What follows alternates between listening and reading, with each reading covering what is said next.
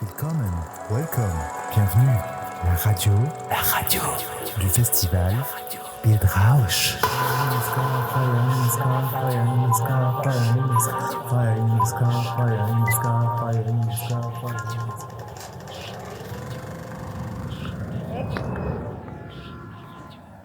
Bildrausch, la 13e édition du Festival de cinéma de Bâle, s'est ouverte mercredi et se déroule jusqu'à dimanche au Stade Kino, une édition placée cette année sous le signe de ce que la technologie, les machines intelligentes et autres applications connectées font de nous et de notre rapport au monde et aux autres, de ce qu'elle permet aussi en termes de gestes cinématographiques.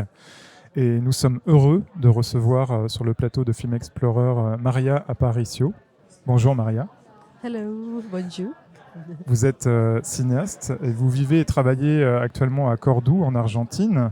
Tous vos films contiennent une dimension fortement documentaire et s'intéressent notamment aux personnes en marge et à la question du travail ou de son absence comme révélateur de la conscience de soi et du rôle que chacun peut tenir dans la société.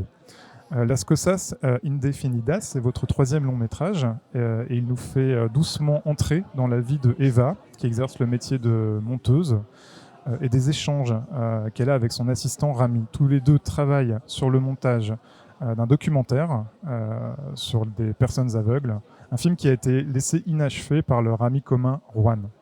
C'est un film dont la cinématographie très soignée célèbre les présences, les gestes, des choses a priori indéfinies et anodines, mais qui, par le truchement de votre regard précis et attentif, acquièrent une beauté insoupçonnée. On pense à l'éthique artistique d'un Robert Bresson, cité à un endroit clé du film, et au cycle des petites morts et des grandes renaissances qui président à la création d'un film. Endeuillé, le personnage de Eva semble perdre un temps confiance dans son métier avant d'y trouver à nouveau un refuge. Et je voulais savoir si, pour vous également, le cinéma était quelque chose qui protège, qui sauve, une sorte d'abri, un espace intérieur, une petite cabane que l'on porterait sur soi dans la vie de tous les jours. Maria Aparicio, I want to know if, like Eva in the movie, cinema is something that protects and saves you, a kind of shelter, an inner space, like a little house that you carry with you in the everyday life. Okay, thank you very much. First of all, I have to say that my English is not so good, so Mine. I'll try to do my best. Better than mine.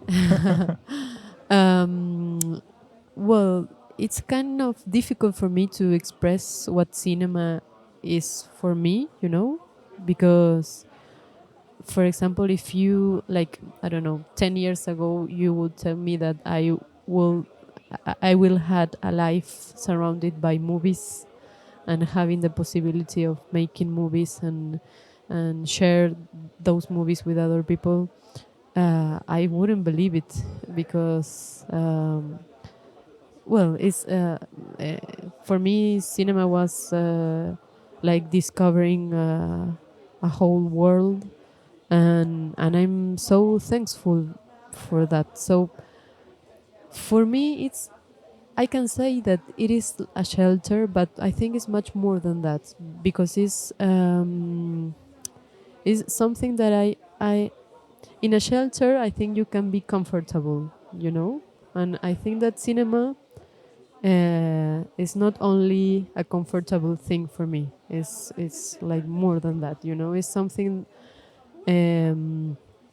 that gives me the possibility of looking at the world and to I don't know, find a way to stay in the world, to be related to the world that surrounds me, in the place where I live. And so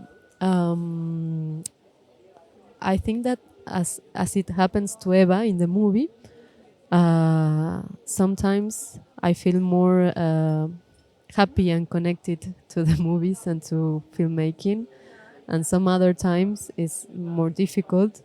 But as Rami says to Eva in the movie too, I think cinema is so generous. It was so generous with me, and well, I try to think about that, I try to not to forget that cinema is so generous with me, and I try to find a way to be generous with cinema too, you know, like a connection there.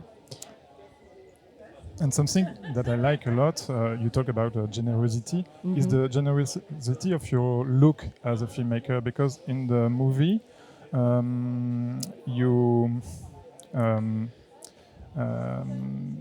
you take some things that usually are not considered by the cinema. By cinema, for example, theoric talks about cinema and things like that, cures in a school, and and you show it to us, and it bring in us some emotion because of your look. You can explain that the way to take something that are not usually look and to put the focus on it. Yes, I think that I was afraid that the movie could be like too much theoretical, you know. I didn't want that. I was really worried on finding a way to portray that kind of complexity, you know, of the editing and the conversations they have and the reflection about cinema. But I was very worried on doing that in a simple way, you know. I think that the movie is complicated if I explain it to someone, but when you watch it, I have the feeling that it's simpler than it looks like, you know. And in the other hand, I think that you know, I come from Cordoba. It's not the main city of Argentina. So for me, making movies in a place like Cordoba, it somehow, I think that we had to find out a way to make movies, and somehow we have to look for imagination, you know, and to invent some things where there wasn't other ways, you know. I mean, it's kind of interesting for me to have the possibility of making movies in a place that was not like a place where you think, okay, here there is like a cinematographic city, you know. So I was very lucky because I was surrounded by people who love cinema.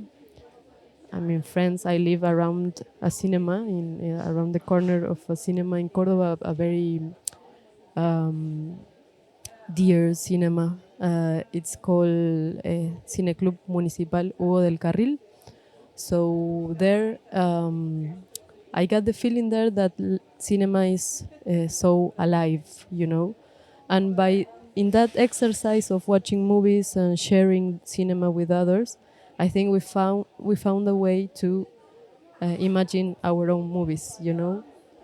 And I think of that as a political thing, you know.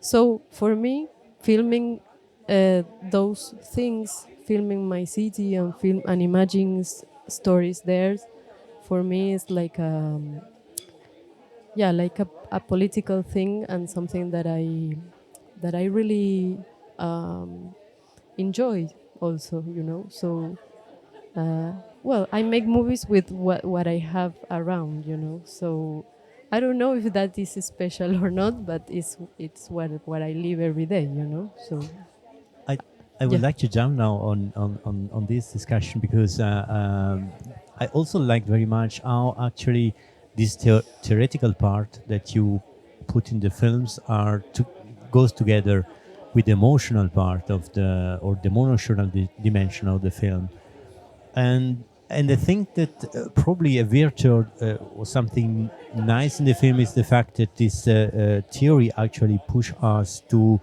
reflect about the grammar of cinema, because the very elemental aspect of cinema, so just watching with the choice of speaking about blind people, and that's why also hearing and the editing, of course, because of the composing, because of the main protagonist. And so specifically this idea to focus on the blind people, on the question of seeing and what does it mean from the point of view of cinema filmmakers, but also from the point of view of the viewers. So what we offer to the viewers. So was something that triggered the project, or it was an element that comes after? So how was this choice? Okay. The origin of the movie was some questions that I have related to digital technology. You know, I think we are all thinking about this somehow, you know, this present so full of images, the saturation, you know, of the visual thing all the time. So that is something that I think a lot about, and especially what is the place of cinema in a world that is so saturated by images, you know. So what is the place for cinema? What does cinema has to do in this moment? It's an interesting question for me, because I'm not interested on making movies just because I like, you know. I try to think cinema is like a huge thing, you know. So I try to think about that all the time. So I was trying to put all those ideas into a movie, but I couldn't find a way to do it, you know, because all the time I was thinking, okay, maybe if I make some research and, well, too theoretical and technical, and I didn't want that.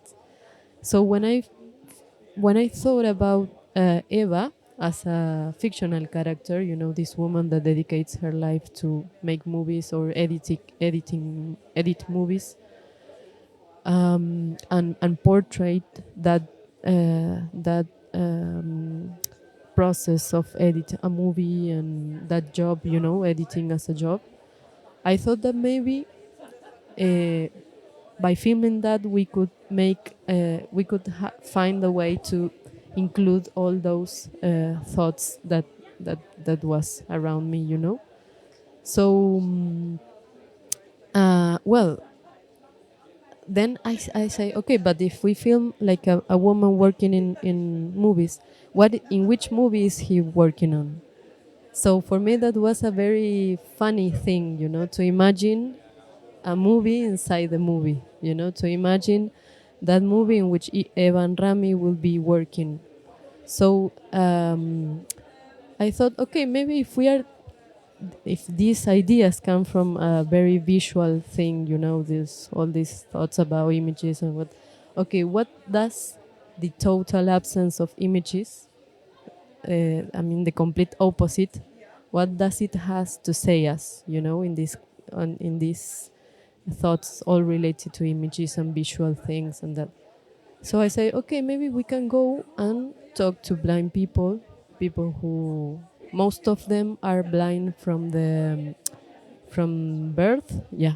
So well, I just follow that instinct of going and talk to these people and make these interviews. And well, maybe I thought, okay, that could be the material, the basis of the material that Eva and Rami are of this movie that this other director in the fiction is making, and Eva and Rami is editing. So that was also inspired by a movie that is called Land of Silence and Darkness by Herzog. In that movie, Herzog films people that are blind and deaf at the same time. So I think that what he films there is what about the language when there is no visual, when there is no image and hearing, you know. So what's left of the language when you cannot see and you cannot hear? For me that was fascinating, and was a question that for me was like amazing to think and to watch in that movie. I think it was very moving for me to watch that movie many years ago. So I thought about that when I was thinking about this, you know. And speaking of the visual loss of the visual, I found it really interesting that, especially with the people who lose their sight at the adult age, there's also a memory of the world, a visual memory that's being progressively lost. And I think their experiences on that level also joined the discussion of memory, archive, and lost in the film. And that was, I think, really interesting. But especially the figure of the editor joins also the saturation of images, because the editor is who selects the images, who decides that which image will be preserved and which will be thrown away. Yeah. So I think that gesture of the archival work, but also the editing work, kind of joins together. Maybe you want to elaborate a bit on that. Yes, I think that that's very interesting, because somehow all these topics gets together for me in the movie. You know, when I was thinking about that, actually, this thing you said about memory and files, also for me had to do with the idea of death, because I think it ended up being a conversation about existence. You know, there is a point in which the discussion about images and death, the idea of death, can get together in one point, because for me, a friend of mine passed away, and as it happened to Eva in the movie, I kept a hard drive of him in my house. So when I hold that hard drive, and there was all these files inside the hard drive, well, of course, this question, what do we do with this material? So it was like a very strange feeling. But especially this idea that the file inside the disc has like a lot of emotional value, but at the same time they were like 1 and 0. They didn't exist anywhere. You know, they are just inside of that hard drive, and that comes to life if I plug the hard drive to a computer. You know, so digital images has this strange a characteristic that they don't have any physical support, you know, and when we die, somehow our bodies that are our material, you know, thing disappear too. So somehow when I was thinking about all these, you know, files, memories, life, death, cinema, of course for me has like a lot of sense thinking all this together. And you said something that I really like, that maybe the job that editors do in you know, thinking about images, asking questions to images, I think maybe there is something there that really has a special value, especially in this moment, you know, that we consume images without asking anything, you know. So that gesture of the editor looking at the images and thinking, you know, maybe that could be something special. Yeah. Just to add something, while I was watching the film, even though you said like the digital images didn't have this embodied presence in the film, while Rami especially was talking about the films that Juan didn't finish, I felt that like as if they were his kids that were left behind, like a really physical presence, because he kept reminding Eva that like you were supposed to like take care of them, but you're not doing it. So that was also an interesting point that you just mentioned, that they're digital and yes, and especially this discussion in Argentina has like an important size, because in Argentina we don't have like an institution to take care for movies. There is no cinematheque or like a political policies to take care of the images or the films and the patrimonio. I don't know how do you say that in English.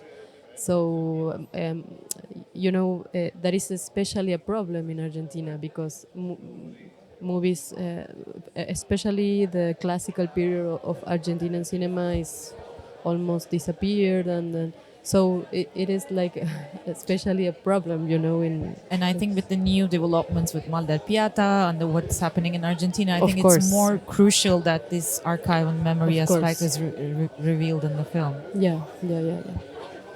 I feel that in the way you make cinema, there is something strongly ethical. For example, the way you look and you film the people with a lot of dignity. And it remember me the great master Robert Bresson that is present in the movie and in the work and in the life of Eva and Rami. Can you tell us something about your link with this filmmaker? Yes. That links, my link with Bresson, it's bigger than this movie because, of course, his films and his text were very important for me. I've learned a lot by watching him and by reading him. So I was reading a book that a friend of mine gave me that is called Sombras de un sueño. It would be like Shadows of a Dream, something like that. It's a book that Paul Good, a writer, wrote in the shooting of Las Damas del Bosque de Bologne. Les Dames du Bois de Boulogne. Yeah. So in a moment, well, it's the fragment that Eva reads to Rami in the classroom. For me, that fragment was very important because it says you can count the steps on a movie. For me, that means that if you take a roll, a film, and you put it in the ground, you have like a physical distance. For me, that was something that cannot be translated into digital images. That material and that thing put in the space. So for me, that was like a very emotional way to put that idea in a text. And it was special also because my friend Pablo, the one that passed away, he had a film that it's called Los Pasos de Antonio, The Steps of Antonio. So in that movie, he filmed his grandfather walking every day. So this idea of the steps and the distance and the walking began to make sense for me. And when I wrote that text, was very moving because of that, and especially this idea that the characters in the movies are always going to undefined places, I think that we are all in life somehow going to undefined things. So, I thought that maybe it could be a good name especially for the moment that Eva is going through, this indefinition and this strange thing that appears after someone dies, this strange feeling of absence. So, yeah, that's it. And if cinema is not a distance or a space anymore, what is it with the new technologies? Maybe it is especially time more than ever, time for me always is cinema because all the movies somehow are about time because just in the moment that we start to record an image, it is the time passing by, So cinema is always related with time. The only way that we connect the both technology, analog and digital, is through time, I think, because this idea that the record goes on and the time is going on. I don't know. Maybe it could be related to that, but as we said, for me, it's like such a complex thing and a huge thing, so it's kind of difficult to define it in a one single word. Yeah, you say time of course connect us with the question we talked before, memory, but at the same time also presence, and it's something that I really would like to stress about this film.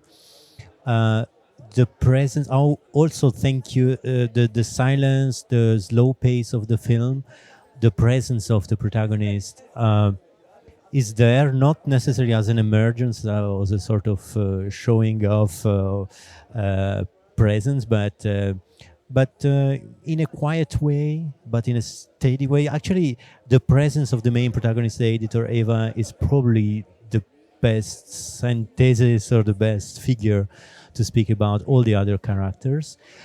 And probably now it's the occasion to ask you more about how you create this character of Eva, more specifically how you work with the actress, because all the other person are not necessarily all actors, if I Yes. understand well. Yes. But with Eva, of course, it's something different. And this character was built really also the way she moves and the attitude she has is something that you really imagined, or is also something that comes from her personality as an actress? Well, this is a very familiar movie, you know, because we start to think about this fictional idea of this editor, this woman, in the pandemic, when we couldn't imagine how the cinema was going to go on, you know, because we cannot film, we cannot be together, and it was very strange, that feeling. So I thought, well, how can we make a movie with what we have around, you know?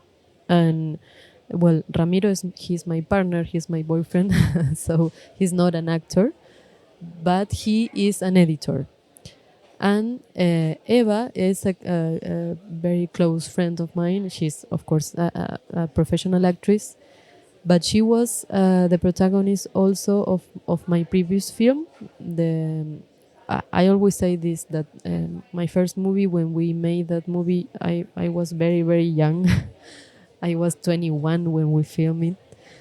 And she was already like a professional actress, you know, and she trust in what we wanted to do. So I can imagine her, you know, being like a recognized actress, and we like a young people trying to make this movie. So for me, that was so generous by her. It was my first time directing, and I learned so much by working with her. So then she is one of the main characters of my second movie. And she's an amazing actress, because she's so intelligent, and for me, talking to her is like a very important thing. In general, for me, when I think about an actor or an actress, I prefer that instead of being great actors or actresses, I prefer that they would be people that I like to be with, you know, that I like to talk to them, and that I like to spend time with them. For me, that is more important that el virtuosismo, you know, being like the master of acting, you know, because I believe in work, and I believe that by talking and spending the time together, we can find a way to imagine these characters and to interpret. So yeah. It happened something interesting, because Rami was not an actor, but it was an editor, and Eva was an actress, but not an editor. So I think that that mixture, they were both very good conversation, buenos conversadores, people who like to talk a lot. So I thought that by being together, we could find a way to generate those dialogues and those.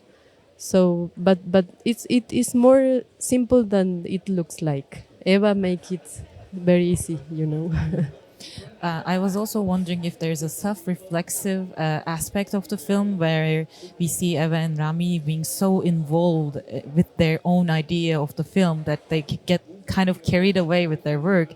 And then I think you, as a director, did you also have these kind of experiences where I think while I watching it, I thought maybe there was a reflection on the creative process, and how, as a artists, can be self-contained, and then an outside look comes and it completely changes, and maybe a different encounter happens there with this outside gaze. So I was wondering if there is some similarities with your own experiences as a director. I cannot understand the act of directing or making movies without the idea of being with others. You know, for me, sharing with other people and learning from other people. And I mean, we made movies with very low budgets, and that is experience of making those movies with others. For me, it makes a lot of sense. You know, I learn a lot by working with other people and you know sharing this everyday life related to cinema. Um, so for me, when Rami goes to Eva and said, "Okay, but think that cinema is more generous than we think," and I think that you love cinema. I've been in that situations sometimes, you know, with friends coming and saying, "Take it easy," you know. Cinema it makes sense, you know, to keep on trying to make movies. So yeah, somehow it is like a personal thing mixed in the movie, but I always think that fiction always also translate things, you know, experience that are personal, but by fiction, uh, I don't know, they get transformed into something else. Yeah. Your movie start and finish with a picture of flowers into water. And I was wondering if you know this quote, the sentence of Robert Bresson in Notas sobre el cinematógrafo, Cinematographer. Yes. when he said that he compared a movie with some water some flower, sorry, that you put outside and inside water with a lot of births and deaths and reborn in the process of making the movie. Is it something that it's that you think about when you No, take this actually, picture? No. I didn't remember that was in the notes of the cinematographer. I would look for for that note. It's really interesting. You know, for me, the flower was important because of this what you are saying. You know, this idea. For me, it's like an object or a presence. You know, that we use it to how do you say homenajear to Pay homage. pe- Pay homage to. No. Tribute. To maybe. yeah tribute, yeah. to tribute life, you know, because when you want to give someone like a special gift, you can buy some flowers, or when someone, I don't know, gets married, you know, or someone that has in a special moment receive flowers, but also to tribute that too, you know, because in the cemetery we put, put flowers, and so it's like it has this interesting contradiction, you know. Yeah, it is the perfect embodiment of the memento mori, like the life that passes and Yes. fades away. And then Yes, and also the of time, you know, because it has like this life short for a couple of days and then they died. So yeah. But it's nice at the end you have new flowers. So also this idea that it's a memento mori, that, as you told before, it's something very important as a subterranean thread of the film. At the same time, we put again and again flowers on the table, and in a sense it becomes also their presence and their ephemerality remembers us the task of renewing and relaunching. Yeah, absolutely. Actually, for me, it is important that Eva at the end buys the flowers, and then she look at this, you know, Facundo and Milagro in the streets, the two blind kids. For me, that was important because somehow that moment, for me, can only exist because of cinema, you know, because Eva knows these two people by editing this movie, but of course they don't know who she is, and they don't know that is happening in that street in that moment. But it is for me something that can only exist because of cinema. This little cross, and for me, it is also a way of a demonstration of generosity of cinema. In that little moment, I think that for Eva, somehow is a way to really understand that there is something special there. That little scene that is only possible because of cinema. So Just remember, our people are hearing us that we are around the table, and on this table there are flowers. yes, It's probably by chance, but it's a nice reference I want to do to the present situation. And I have a question about the formats because I think there's a interesting presence of the Super 8 film, and I think there's this analog texture you give to image. It's really important and it's really palpable. So I was wondering, how is your relationship with this analog format? yes. When I thought about this movie that Eva and Rami will be editing inside the movie, I thought, well, how can we find a way to easily make this difference? This difference between one movie and the other. That someone looks at the film and easily recognize one movie and the movie of Eva and Ramiro. So I thought that maybe, okay, if we use a different format, and also because this simple contrast of digital image and analog image, especially we were talking about this impossible image, the image that doesn't exist for these people. So I thought, well, how can we generate like a visual translation for that?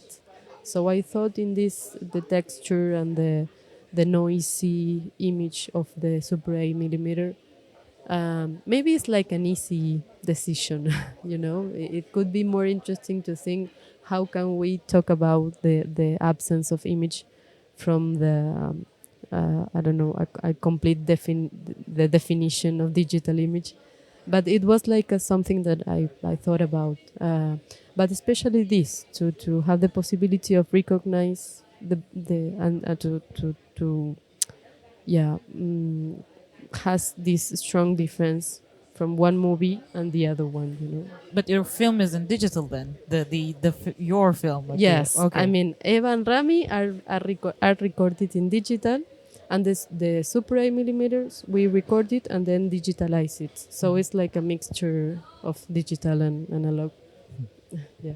Thank you very much, Maria Aparicio. Muchas gracias. And we Muchas wish you gracias. the best and the best for your movie in Bildrausch. Thank you so much for Thank you. for this conversation that was very beautiful. So thank you. Muchas gracias. Thank you so much. Willkommen, welcome, bienvenue. La radio du festival Bildrausch. Fire in the sky, fire in the sky, fire in the sky, fire in the sky, fire in